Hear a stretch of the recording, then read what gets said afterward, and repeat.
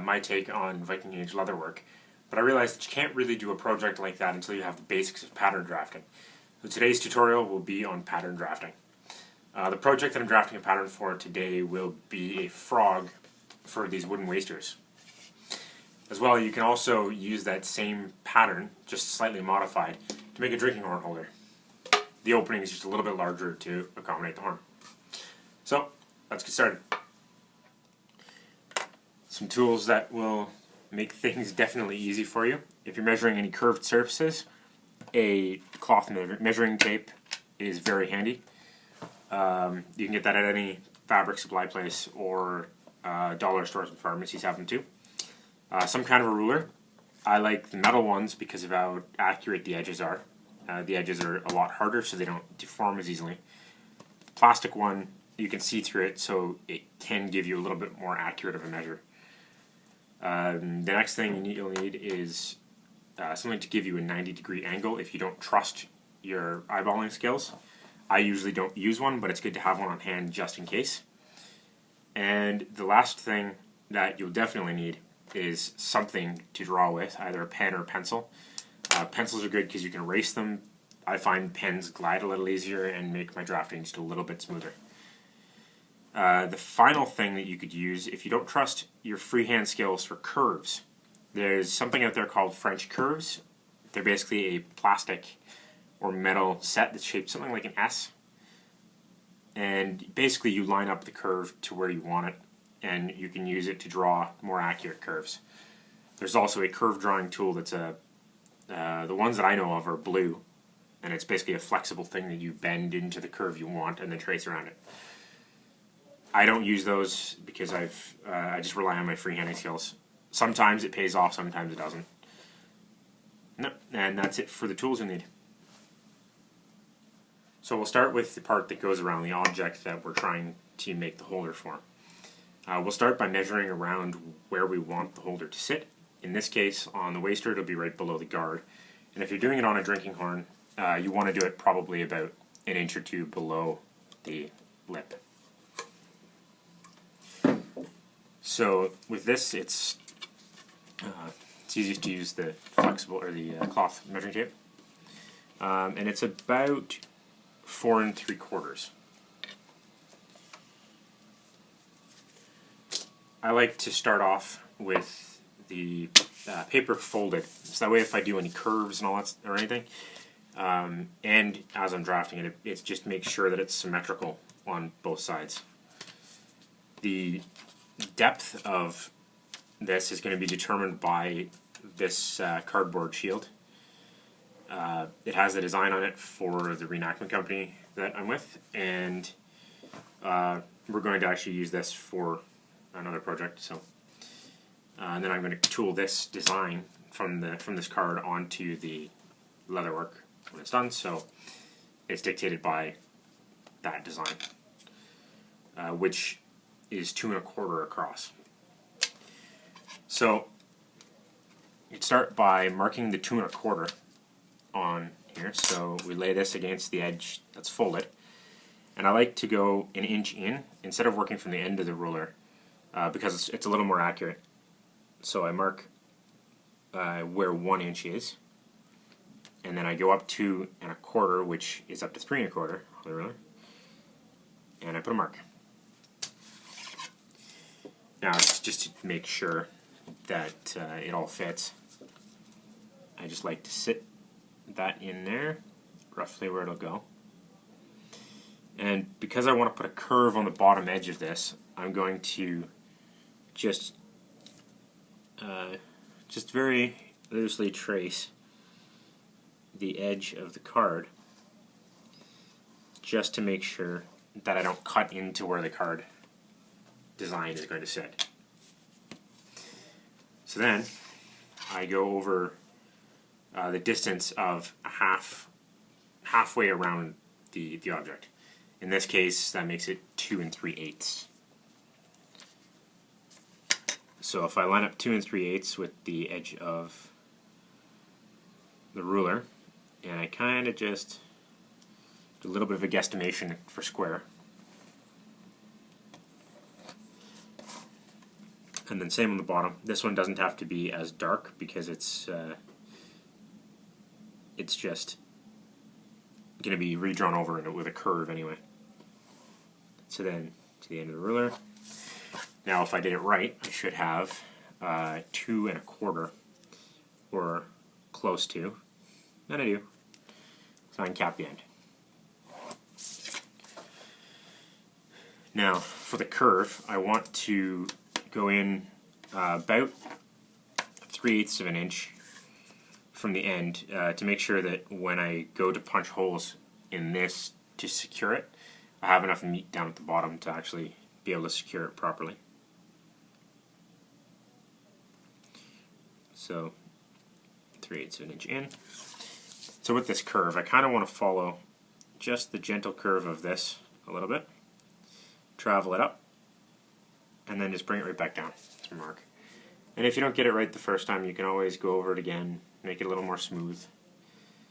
And when you're tracing curves like this, it's easier to do it with big motions instead of trying to do little small finger motions to kind of get it, because you just won't be able to get as smooth of a curve as if you kind of just go with a nice big motion. Because then you're using, instead of just using the little tendons and muscles in your fingers, you're using, you know, the bigger muscles in your wrist to kind of give you, and you can pivot off certain points, and you can do quite small ones as well, or little tiny arcs, with just how tight you have it, instead of just working with just your fingers. And you can always go with bigger motions that transform into smaller motions, but that gives you a smoother curve. So you just finish off the curve that you want, and you can also use French curves over the type that you kind of mold to where you want them. And then I think I want to put a nice little curve on the bottom, just to sort of smooth it out a little bit. And I might curve this corner too, just to make it not quite as sharp looking. This top edge, if I was designing it for this exact waster, I would probably try and cut it to the profile of the guard. But this is sort of a generic one, so I'm going to leave it that way. So that's that pattern done and ready to be cut out. Now we create the belt loop. To do that, you fold the paper in half again. I like to do that because, again, of symmetry. And then you draw a line across the top here. No real set measurement as long as it's square to the fold. Then you go down 1/2 inch and put a mark. That mark is for creating a buffer here for you to stitch through when this piece gets folded over. So then from there you create the amount of space you want for the belt that it's going over. So if I were to make one for a reenactment belt, if the belt was 3/4 of an inch, I'd probably go with 2 inches. That gives me an inch wide gap to slide the belt through, so it's not too tight, but it's also not too loose.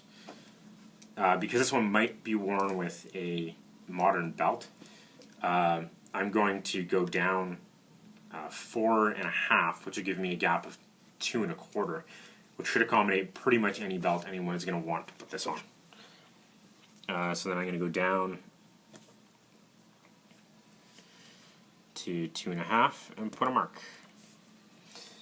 Then from there, I want to go with the distance of the frog, or the loop that I created to go around the object. So in this case, it's 2 1/4. So now down to 2 1/4. And within this, I also want to create the buffer for stitching the fold in here. So that is just a 1/2 inch mark from the mark up here.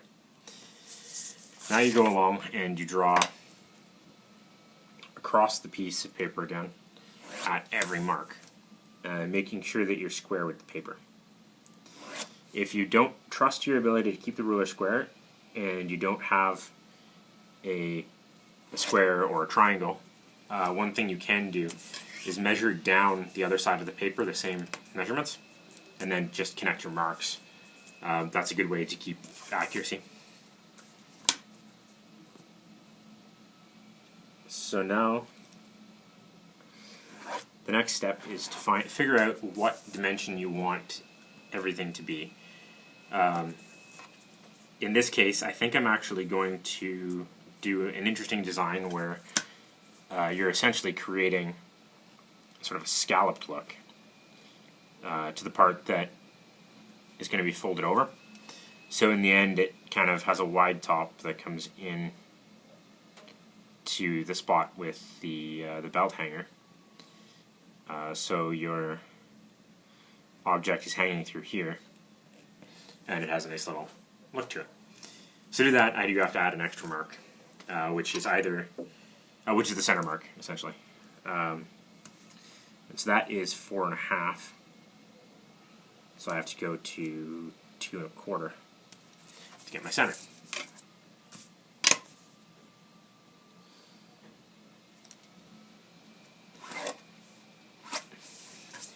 So the width of this is the width of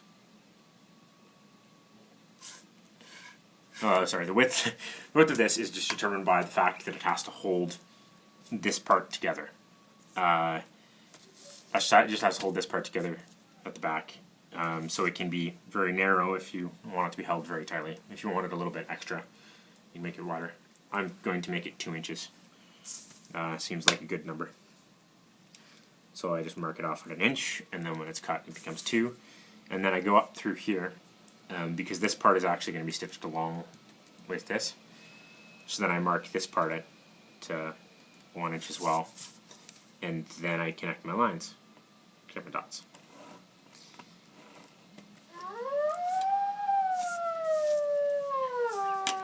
Phone. So then this part, because it connects to here, I have to do that as well. So mark the inch, connect my lines. And so I think a good distance off from this one would be, should be around, let's say, goes from 1 inch to, let's say, 1.5 inches. So I'll go to 2, stick the ruler on the edge to 2, and then I'll just go down to the 1/2 inch mark. A little more accurate. Another tip for drawing some of these curves, you can actually sort of just eyeball it a little bit by drawing a diagonal line to your points. And then you can sort of pick points off of here. You can measure them or you can eyeball them to create a curve that fits where you want it. I'm just going to eyeball it, but it's just a nice even curve. These shallow curves. Then try to get the second one as close. And one thing you can do too is you can cut out most of the sections, most of the parts, and then fold the paper again along this line here. And so now you can cut this curve and have the whole thing fairly symmetrical. But because of the amount of paper that's lost in the curve, it's not going to be totally accurate, but it will suffice for this project, this type of project. So now we cut the patterns out. I'm using the scissors on my multi-tool only because I couldn't find any other paper scissors, and I'm not going to dull up my fabric shears by cutting paper. So yeah, you just basically cut on the lines. And if you have it folded backwards like I do, you just want to make sure that it's not sliding around on you too much.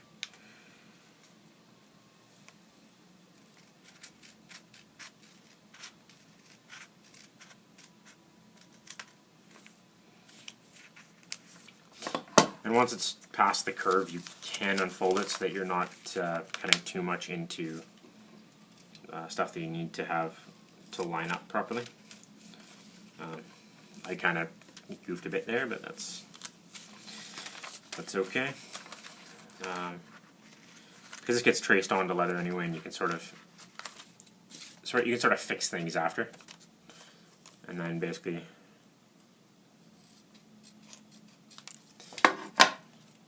your piece is cut out, and so this piece will go like that, and it gets stitched through this section when this piece gets put on, and your belt goes through here. That's that part. And the next part,